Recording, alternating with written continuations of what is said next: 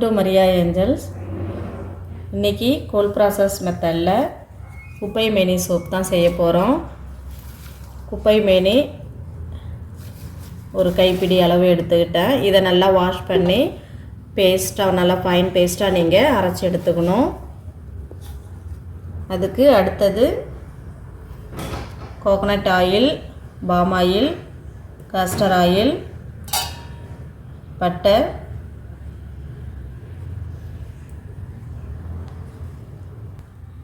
இது caustic soda.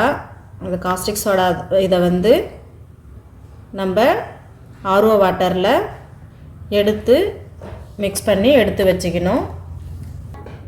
இப்போது குப்பை மேனி லீஃபை வந்து நல்லா நம்ம வாஷ் பண்ணிவிட்டு நல்லா ஃபைன் பேஸ்ட்டாக மிக்ஸி ஜாரில் போட்டு அரைச்சி எடுத்துக்கலாம்.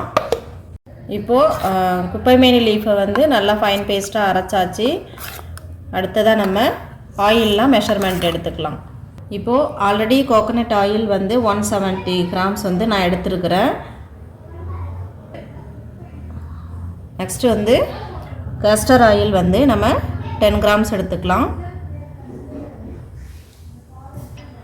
10 கிராம்ஸ் காஸ்டர் ஆயில் எடுத்துட்டேன். திரும்ப டேர் ஆப்ஷன் ஓகே கொடுத்துட்டிங்கன்னா 0க்கு வந்துடும். அடுத்தது பாம் ஆயில் 10 கிராம்ஸ் எடுத்துக்கலாம்.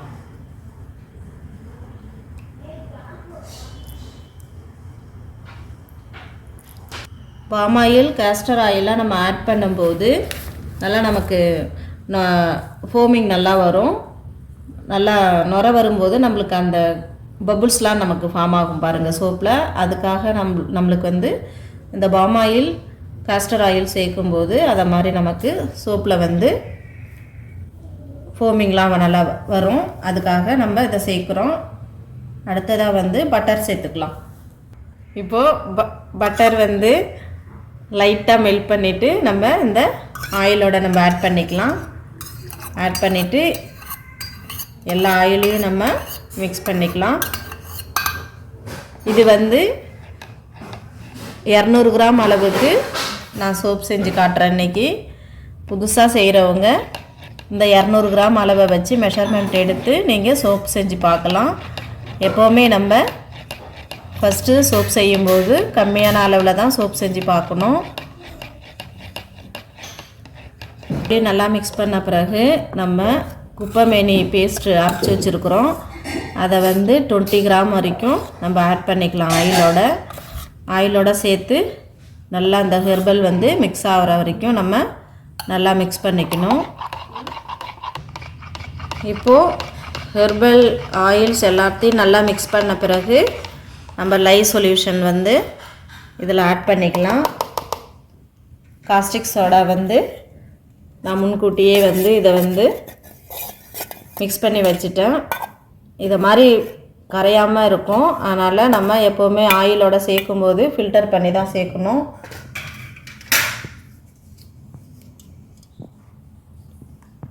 லைவ் சொல்யூஷன் ஆயிலோட சேர்த்துட்டு ஃபில்டர் பண்ணி சேர்த்த பிறகு நம்ம நல்லா மிக்ஸ் பண்ணிக்கலாம்.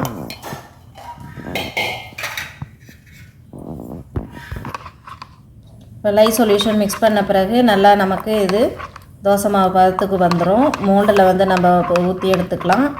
இது 2 days வெயிட் பண்ண பிறகு தான் நம்ம சோப்பு மோல்டில் இருந்து நம்ம சோப்பை எடுக்கணும்.